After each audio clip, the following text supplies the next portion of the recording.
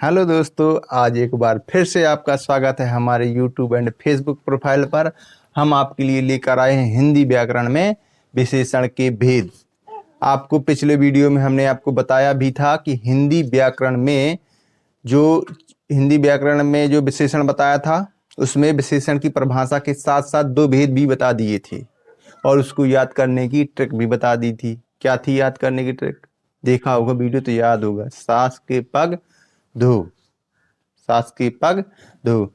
तो उन्हीं में हमने दो विशेषणों के दो भेद बता दिए थे। आज हम विशेषण के तीसरा और चौथा भेद लेकर आए हैं। आप वीडियो को आज अच्छे से देखिए और ये भी भेद भी आसानी से सीख लीजिए। ये हमारे जो पूरा हिंदी व्याकरण हम आपके लिए लेकर आ रहे हैं, ये MP TET, super TET, UP TET, S TET, MP plus, UP plus, जितने भी ये नॉर्मल कंपटीशन एग्जाम होते हैं ये सभी में काम करेगा, ये हमारा विश्वास है। यही हमारी आपकी भी संकल्प है। तो हम तीसरा भेद हमारा क्या था? संख्यावाची विशेषण। क्या? संख्यावाची विशेषण। और चौथा भेद था हमारा परिणामवाची विशेषण। तो संख्यावाची विशेषण को हम जानेंगे संज्ञा और सर्वनाम शब्दों की संख्या का बोध कराने वाले विशेषण क्या कहलाते हैं? संख्यावाची विशेषण कहलाते हैं। किनकी मतलब संख्या का बोध करवाएं? संज्ञा की और सर्वनाम की। इनकी यदि संख्या का बोध करवाते हैं तो वो विशेषण क्या कहलाते हैं? संख्यावाची विशेषण कहलाते हैं। इसके भेद भी हैं। पहला भेद है निश्चयवाची, निश्चित संख्यावाची विशेषण। दूसरा है अनिश्चित संख्यावाची विशेषण।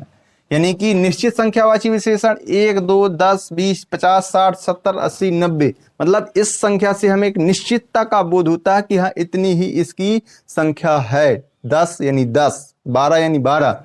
लेकिन कुछ अनिश्चित संख्यावाची विशेषण होते हैं, जैसे लाखों, लाख, 1 लाख बोल दिया जाए तो वो निश्चित में पहुंच जाएगा। यदि लाखों तो कितने लाखों, कोई गिनती है? निश्चित नहीं है, इसलिए अनिश्चित संख्यावाची में आएगा। हजारों, करोड़ों, कुछ मुझे दे दो, कुछ ही दे दो, सब कुछ दे दो, कितना दे दो, सब कुछ, मतलब कई लोग वहां पे तमाशा देख रहे थे, मेला देख रहे थे। कई का मतलब कोई संख्या का निश्चित का बोध हुआ? नहीं हुआ ना। इस प्रकार से संख्यावाची विशेषण आपका होता है। इसके दो भेद होते हैं, निश्चित संख्यावाची और अनिश्चित संख्यावाची। निश्चित में 1, 2, 10, 20 यानी कि निश्चित संख्या का बोध रहेगा। जैसे अनिश्चित में लाखों, करोड़ों, सब कुछ, कई, ये सब आते हैं। ठीक। हाँ, इसमें एक नोट आपको बता दें, हमारे दिमाग में आ गया है।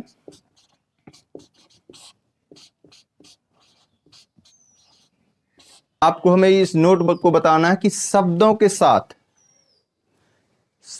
साथ छोटी संख्या शब्दों में लिखी जाती है, लेकिन बड़ी संख्या अंकों में लिखी जाती है। ये याद रखना, ये बहुत अच्छी बात है।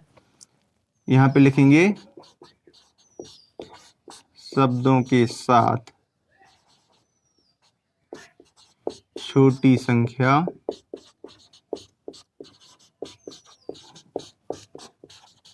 शब्दों में लिखी जाती है, लेकिन बड़ी संख्या अंकों में लिखी जाती है।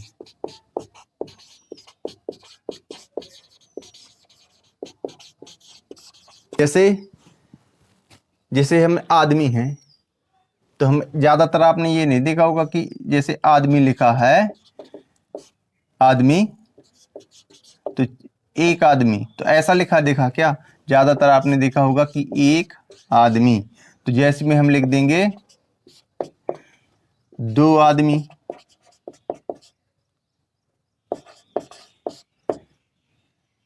4 लोग। तो यहाँ पे अंक का उपयोग हुआ क्या? नहीं ना, शब्दों का उपयोग हुआ। हाँ, यदि ये बड़ी संख्या जैसे होती है, जैसे सन हमारा क्या चल रहा है, 17 हमारा चल रहा है, 2024-25 चल रहा है। क्या चल रहा है? 24-25। तो क्या हम ये लिखेंगे कि हिंदी में 2000 ऐसा लिखेंगे क्या? 2, फिर 1000, फिर 2024, 2025 ऐसा तो लिखेंगे नहीं, तो इसलिए बड़ी संख्या हमेशा किस में लिख दी जाती है? सन 2024 चल रहा है ना।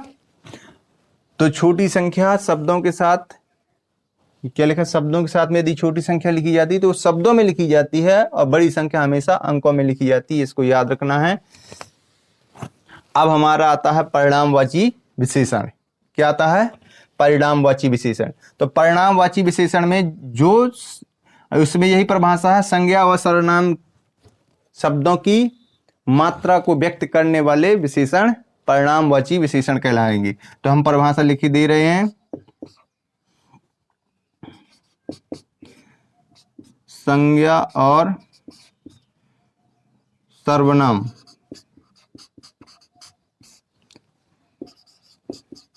शब्दों की मात्रा को व्यक्त करने वाले विशेषण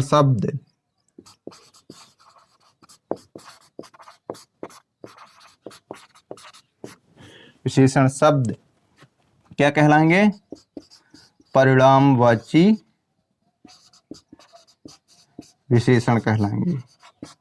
अरे सीधा सीधा जैसे संख्यावाची था, इसी प्रकार परिणामवाची था, उसमें संख्या का बोध होता है और इसमें परिणाम का बोध होता है। ये इसके भेद भी वही प्रकार के होते हैं, दो। कितने भेद होते हैं? दो होते हैं। पहला होता है निश्चित परिणामवाची विशेषण, निश्चय परिणामवाची विशेषण, और दूसरा होता है अनिश्चय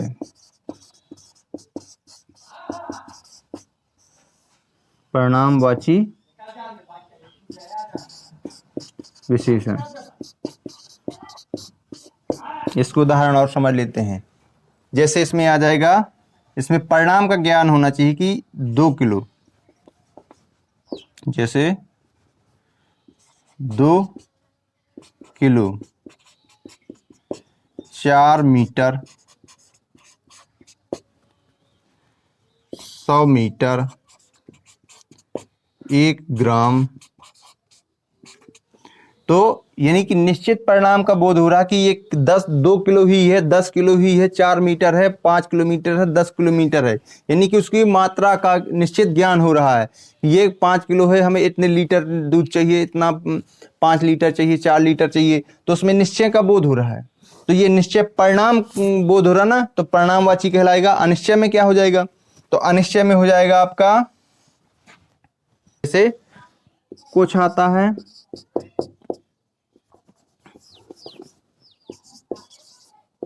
कुछ, जरा सा, थोड़ा सा, अल्प, अधिक,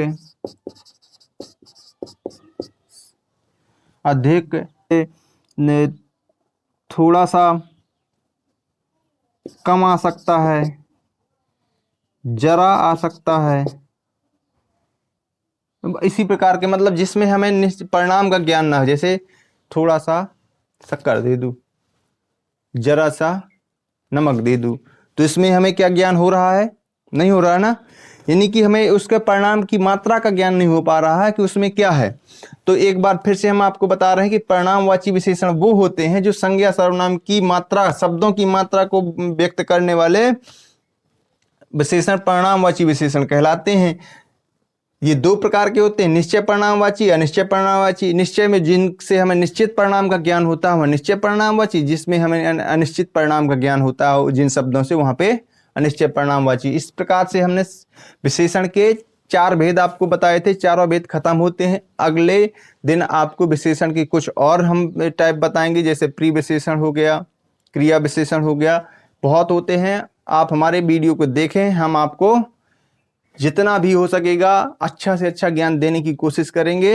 हाँ, आप फेसबुक पर यदि आप देख रहे हैं तो फॉलो करना मत भूलें, यूट्यूब पर हैं तो लाइक शेयर सब्सक्राइब करना मत भूलें। मिलते हैं आपको नेक्स्ट वीडियो में। जय हिंद, जय भारत।